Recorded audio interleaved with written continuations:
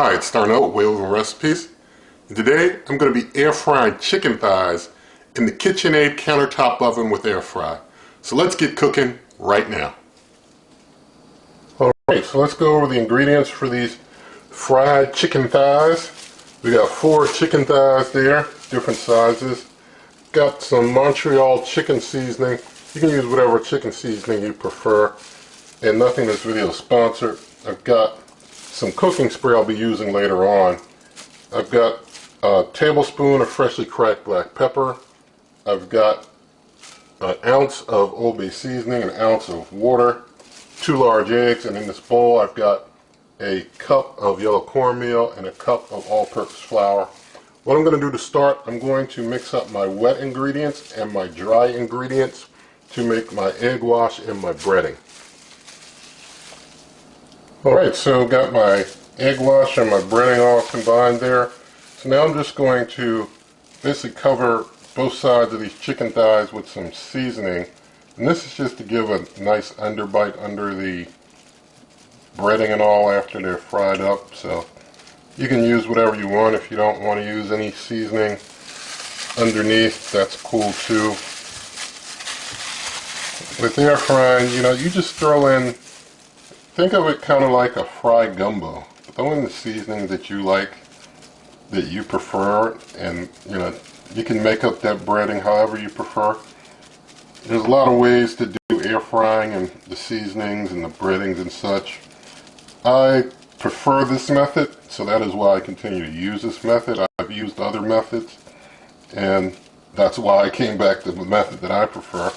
So you got to find what you like and stick with it from there. So now that I've got these seasoned up, just going to go ahead and get them in the egg wash.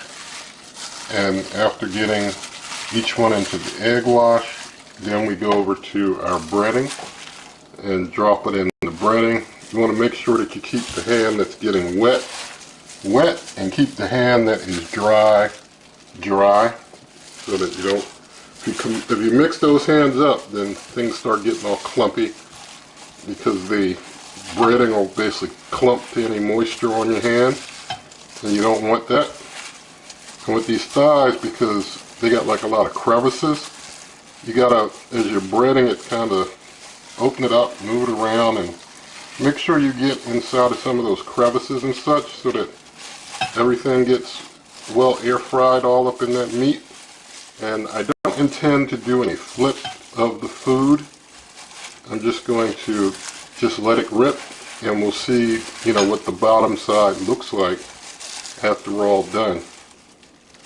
So just going to throw this one on here. I'm going to turn this one over to the other side so that when I spray them and then I flip them after spraying them, I don't have to do it again. They'll be right side up.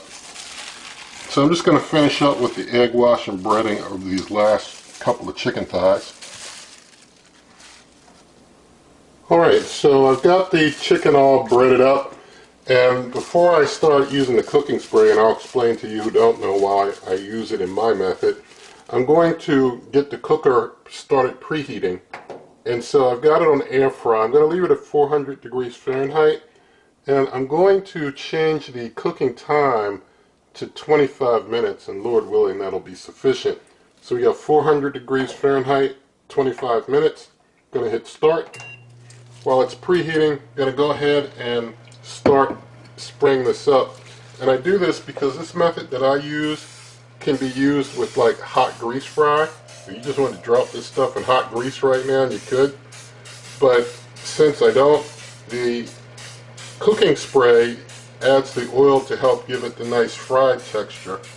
So, it's kind of like an authentic kind of fried, but using an air fryer. And the amount of oil is nothing compared to the massive amount of oil you would have the chicken swimming in if you did like a deep fry. So, this is still an air fry, but you put some oil on the outside to give it, a little moisture on the outside to fry with. So I'm just going to finish this up. And I do want to point out that you want to make sure that you get both sides of the chicken really well sprayed. You know, try and make sure you don't have any dry spots, or things will likely air fry with you seeing dry spots, which you don't want. So just going to finish up here, and once the preheat is done, we'll get this chicken on in.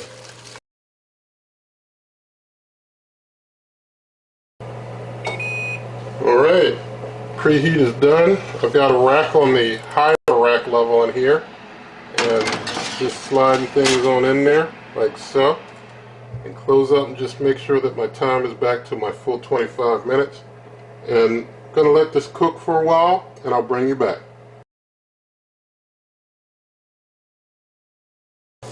Alright, I've let things go for about 22 minutes, and they look like they're pretty good now, so I'm going to open up and just test temp and have a look at things.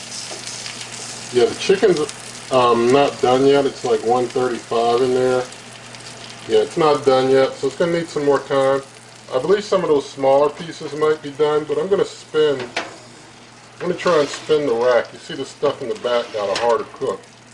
So, probably be a good idea to spin that rack halfway through, but going to go ahead and let it cook some more. I'll push the time out so that we have like another 7 minutes left, so it'll be basically a 30-minute cook possibly altogether, but we'll let that go ahead and cook some more, then I'll bring you back. Alright, so they've been going for about maybe 28 minutes or so. I think maybe I kind of lost a minute when I was checking temp and all that stuff, but maybe 28, 29 minutes so far. And I want to check again. Check this big one more time. It's at 158, 160. So I think some of these other ones, they might be done, but I still want that one in the back to be done too. I'm going to let them continue to cook, and I'll just add 5 more. We're probably going out to like about 35 minutes almost at this point, but things are not fully done, and I think the other ones are probably holding up about the same. A lot of it's got to be the pan underneath. I've done other air fry work in here, and it does fry without the pan, but that pan is restricting that airflow. I could flip them over, but I'd rather just let them go ahead and cook without doing that. So I'm going to let them continue, and I'll bring you on back. Alright, so things have been going for roughly 35 minutes now, which is pretty long for an air fry. But like I said, that pan is probably our issue. I'm going to go ahead and just do a final test of things. But I would say, yeah, I mean, we're at 179 back there now. And this one, that one's a little hotter. That one's just that's just 176. After all that time. Look at that one. Just 165 after all that time. 174 after all that time. I mean, it's done. Yeah, great. But, wow. That's a good bit of time, and I blame the pan for a whole lot of it. Underneath, you see we did get a fried texture underneath on the bottom. So I'm going to take that one, put it there. That one, you see, we did get fry underneath. So that's a plus.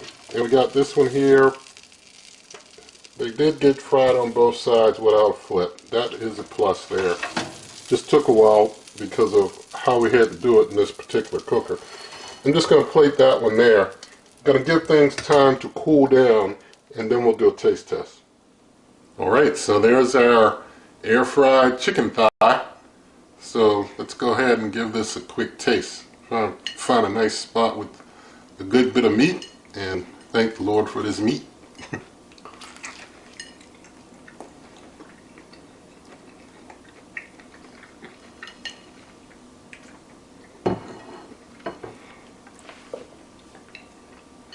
Alright, so very moist inside. It came out good. It just took some time because you got that pan underneath is all. But all the same, it still ends up really good. Good air fried chicken on both sides. I didn't do any flip or anything. And, real moist inside, but you got the fried exterior. That's still pretty good. So the cooker can do the air frying, chicken fries, or what have you. And so in the video description you'll see a printable version. Also, you can always check out my blog, superwaveovenrecipes.com. Also in the video description you can buy my cookbook, and also if you're interested in the cooker or other things, you can see the referral links in there. You help this channel, but you pay the same price. And also, with all of that said, if you did like this video, please give it a thumbs up. Share the video with a friend, leave your comments, subscribe, hit that notification icon, and good eating.